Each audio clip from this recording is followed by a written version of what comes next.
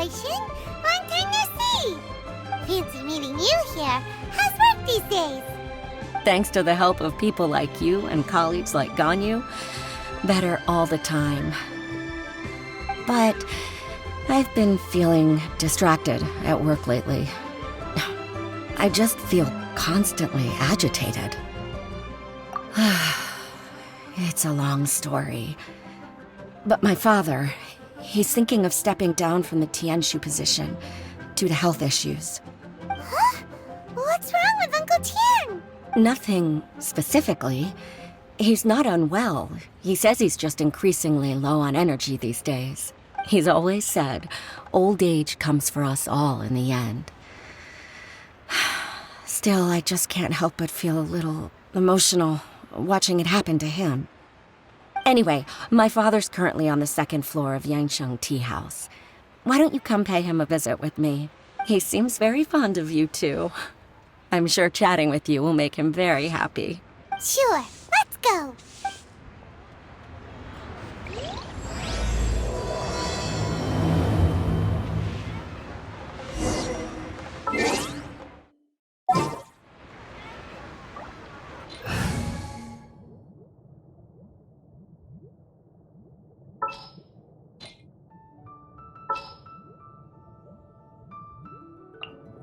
Who's our target this time?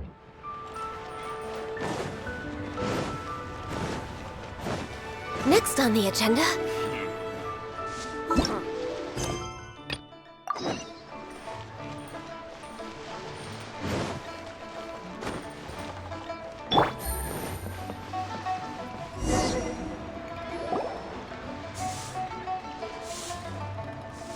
Uncle Tian, we're here to chat with you.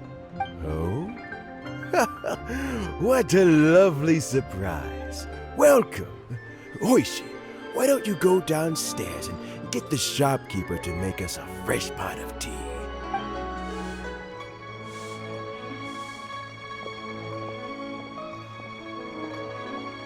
I heard that you've been traveling all over the place recently. I would very much like to hear your adventure stories. Hoishin told you, didn't she? Don't worry, I'm quite all right. It's just the years gradually catching up with me. As I grow older, I'm starting to find that with many things, though the mind is willing, the flesh is weak. Especially recently, I've noticed a rather drastic drop in my energy levels. I am still very much in good standing as the Tianshu today. Nevertheless, I wish to pass on the position before my mental acuity begins to decline beyond redemption. How difficult is it to transfer the Tianshu position? Oh, well, you see, the Tianshu is a rather unique position among the Liyue Qixing. Historically speaking, the Tianshu rarely appears in public. We stay behind the scenes, planning and giving advice, so a public selection process would not be suitable. We also want to keep any prospective Tianshu candidates free from influence by outside forces, so we tend to be as discreet as possible in their assessment and appointment. For these reasons, the incumbent Tianshu typically recommends their candidate of choice, and this is then approved by the other Qixing members. So in other words, you pick someone, and then Lady Keqing, Lady Ningguang, and the other Qixing appoint them? Correct. Unfortunately, due to my health, I won't be able to assess every candidate myself. Not to despair, however, because I found someone exceptionally capable to act on my behalf as assessment officer. In fact, I believe you recently became acquainted with her yourself. Oh? Who is it? I'm heartbroken. I thought it might take you a little longer than this to forget all about me. It's Yeon! Jackpot. Uncle Tian here asked me to assess 3 candidates for him. Fancy joining me? You'll be among the first to get to know the next Tianshu. Might be a good opportunity for you.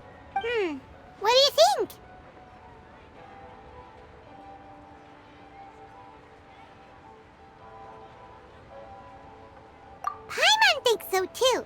It can't be a bad thing to be on good terms with a new Qixing, right? All right then. Though, I gotta say, Uncle Tian, you say you're into behind-the-scenes planning? My work's of the covert variety too. Don't you think I might make a good Tianshu? Huh? Yelan, you want to be the next Tianshu? I'm not opposed to the idea, but I suspect Ningguang wouldn't let you go very easily after how long you've been working together. So, how about this? If your investigation reveals that none of the other candidates are qualified for the position, I'll recommend you for the job. Deal.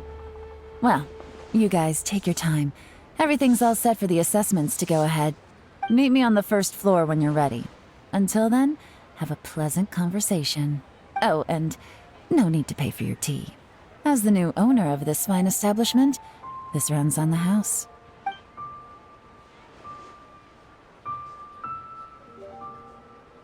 You're all set?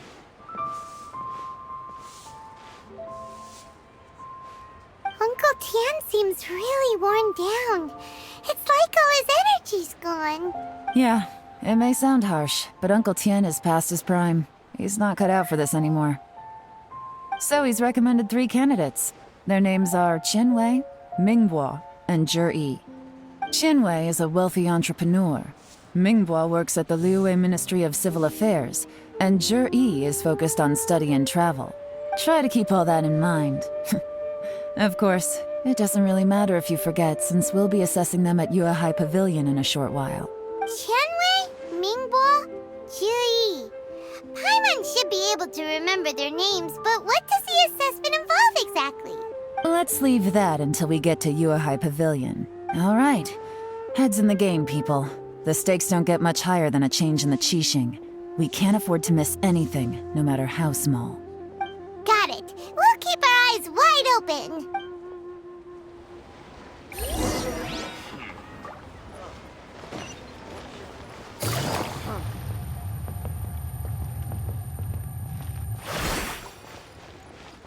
Thank you.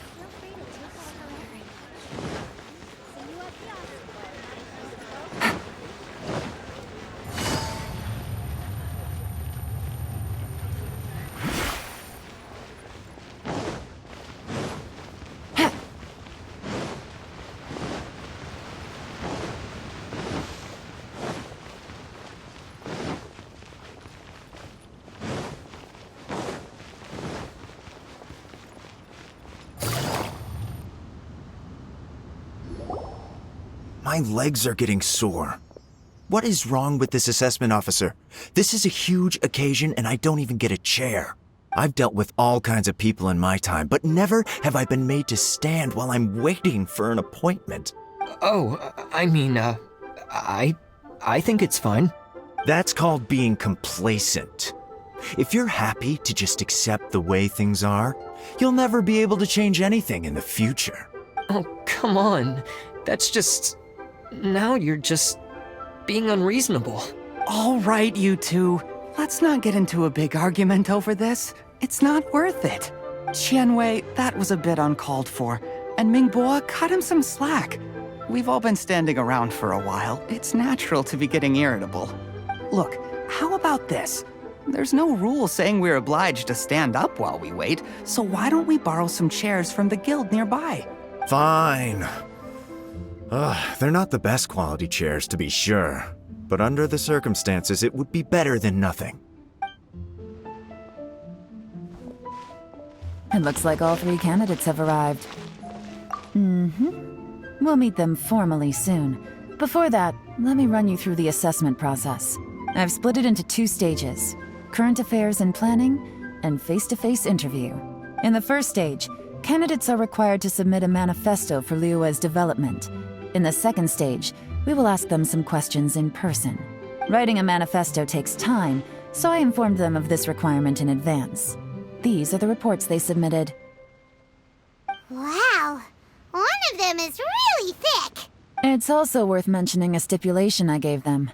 Whoever is appointed as the new Tianshu will be expected to implement their plan as put forward in their manifesto. Failing the occurrence of some cataclysmic event, they will not be permitted to change their plan. Therefore, these 3 piles of documents in front of us represent where each candidate stands on key policy issues. There's still some time. Have a skim through, get a first impression of what each person's proposing. I'll be waiting off to the side. Just let me know when you're done.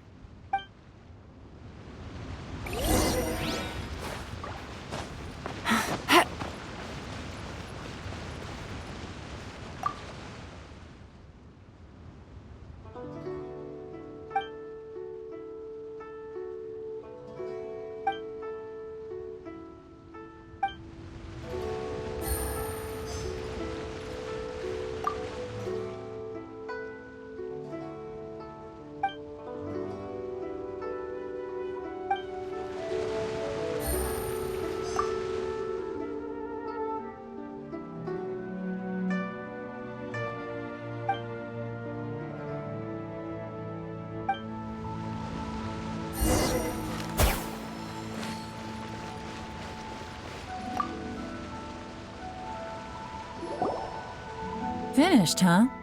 What did you think? Everyone took it very seriously. Of course they did. They have the chance to be picked as the new Tianshu, so you can bet they're putting their best foot forward. And keep in mind, whoever gets in has to execute their plan as written. Nobody wants to have any regrets. That's for me to know and you to find out.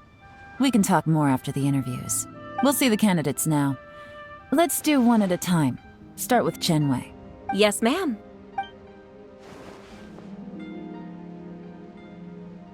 Oh? So you two are the assessment officers, are you? I had assumed that given the great import of this situation, Lady Ningguang would perhaps be assessing us in person. I certainly hadn't imagined I'd be seeing 2 entirely unfamiliar faces. I trust you've read through my manifesto? I'd be more than happy to clarify any details you found difficult to grasp. It was written with an expert audience in mind, after all. Mind your tone, mister. Relax. It wasn't intended as a personal slight against anyone in particular. I was simply stating a fact. Cloud Retainer? You know this Adeptus? Oh, yes, I remember now. You must be the traveler that people are constantly talking about. With your sterling reputation, you must have a respectable level of erudition. Perhaps you will be able to understand the concepts I have put forward. Although I shouldn't get my hopes up. Oh, is it my turn? Yes. Please introduce yourself. I'm, Mingbo. I work in the Ministry of Civil Affairs. I've worked there for, 9 years, 5 months, and 3 days. In that time, I've handled, 2,347 cases.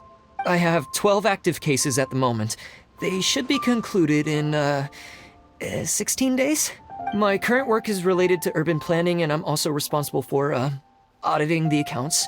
To be more precise, there are 3 parts to the accounts, namely... Is it just Paimon, or is he not very good at public speaking? You know what? Let's leave the self-introduction there and move on to some questions. Oh, okay. Sorry.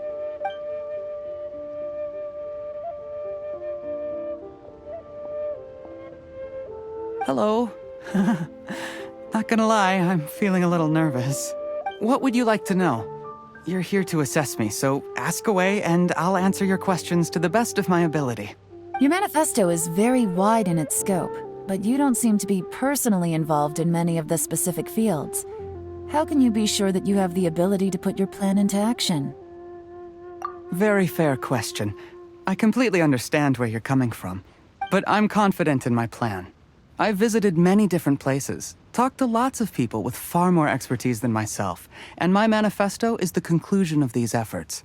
Of course, 2 different problems can be interconnected in very complicated ways, and you might reach 2 very contradictory conclusions depending on which one you're focusing on. What I've tried to do is strike a balance. In other words, present an optimal solution to all the problems as a whole. How do you plan to determine whether you are right or wrong about your proposed solution being the optimal one? A great question. Well, I'd start by having my colleagues and the secretaries of the Yuehai Pavilion evaluate any proposals before implementation. Post-implementation, it would all come down to the results. If it turned out that my judgment was to blame for poor results, I would take responsibility. Nice answer. All right, next question. He seems like a great guy. Everything he said was thoughtful and logical, and he was just a pleasure to listen to. Here's my take on what we just learned. As you saw, Qianwei is highly knowledgeable. He proposes many excellent ideas in his manifesto which effectively target the big issues. But he is very proud and incredibly stubborn. He doesn't care much about other people's feelings. Mingbo's plan is more thorough and more measured. You can tell he's meticulous in his work, very detail-oriented. But he and Qianwei are otherwise polar opposites. Mingbo is not very articulate and comes across as very timid in conversation. Perfect summary! Paimon couldn't agree more. You're good at this, Yuan. Last but not least, Zhi. His manifesto is full of pertinent details, his methodology is sound, and his proposals cover a broad range of fields, which is quite a rare feat. The depth he goes into in each and every area means it can only be a product of painstaking work. Plus, he is modest and good at dealing with people. But what really interests me is that many of his views happen to coincide with Uncle Tien's. Having someone like Zhi take the position would certainly put Uncle Tien's mind at rest. Great! We'll see. Let's go back and report to Uncle Tien.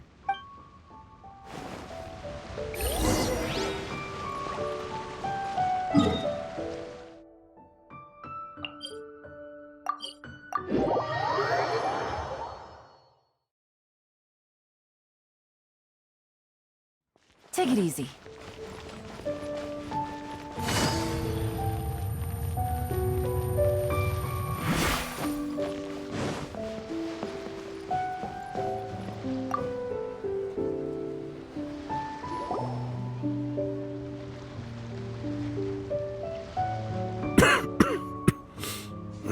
I see.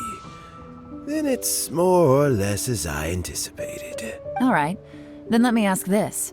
The ideas in Zhi's manifesto are very similar to your own. Is there any particular reason behind this?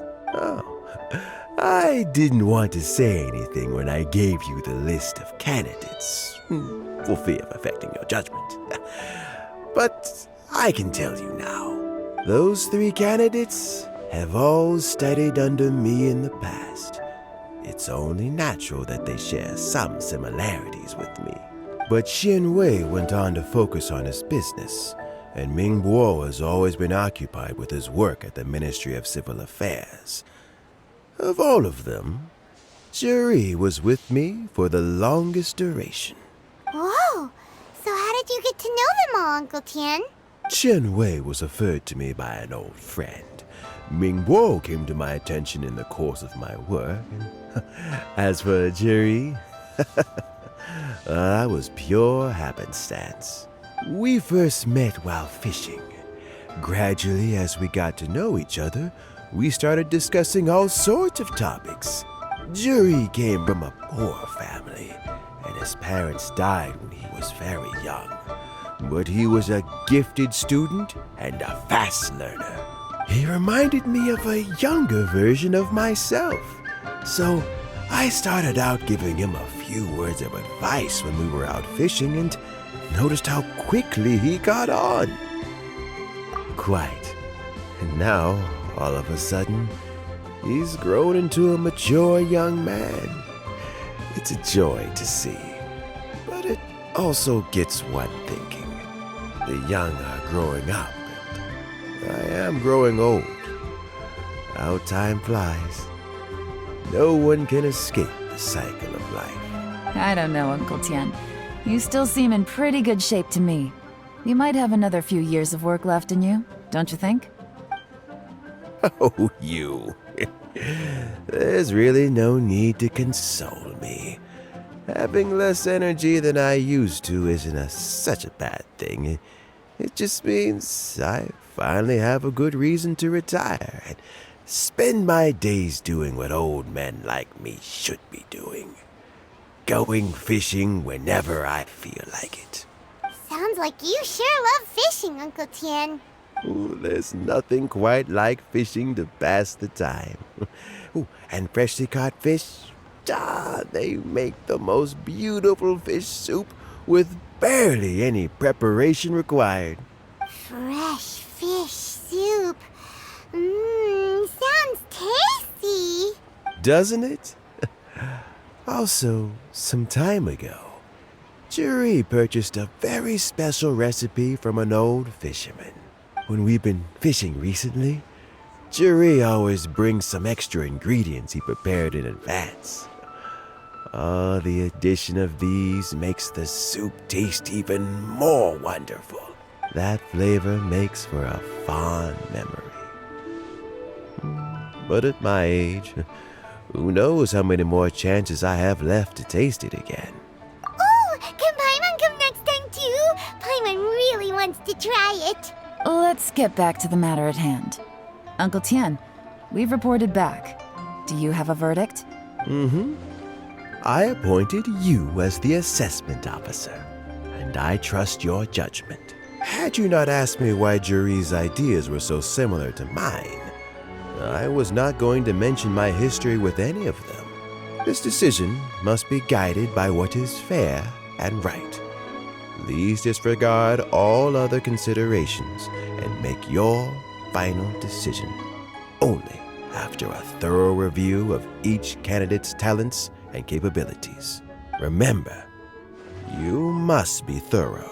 Understood. Come on, let's go talk somewhere else. Bye-bye, Uncle Tien. Look after yourself. So, it's gonna be Juri, right? His manifesto was written well, and he's the best speaker. Easy. Let's not rush. There's no time limit for this assessment. Huh? So, are you gonna give them more tests or something? No, nothing like that. The assessment itself is complete. But let me give you a word of advice. Things are not always as they appear. The biggest no-no in intelligence work is to only get information from the person of interest themselves. The truth is almost always hidden beneath many layers of deception. You have to get information through many different channels. For example, Wenyuan, Shanghua. Yes? Lady Yelan, what are your orders? Ugh! Who are they? Where did they come from? Did they scare you? These two are Wenyuan and Shanghua. They work for me. As my trusted assistants, they are always standing guard nearby. They also perform various assignments as required. Shanghua is a business expert who gets his information by trading. Wenyuan relies on word of mouth. And there's also Upei, who's not here right now. That meathead must have been out there on sea surveillance for some time now. Is he all right? I seem to remember that he can't swim. Nothing can take that guy down. Certainly not a little wind and waves. Shanghua, visit all the commerce guilds and look into Qianwei's background. Wenyuan, go to the Ministry of Civil Affairs and look through Mingbo's work files. Yes, ma'am. So what about Juri? Juri, well, obviously as the most promising candidate, we will be investigating him ourselves. Let's go to the docks first. Lots of people passing through there. You can find out all kinds of things. If we're looking for information, why don't we try talking to Bulai, the owner of Wanyu Boutique? He does business at the North Wharf. Maybe he has some news for us. That's actually not a bad idea. Let's go and ask him.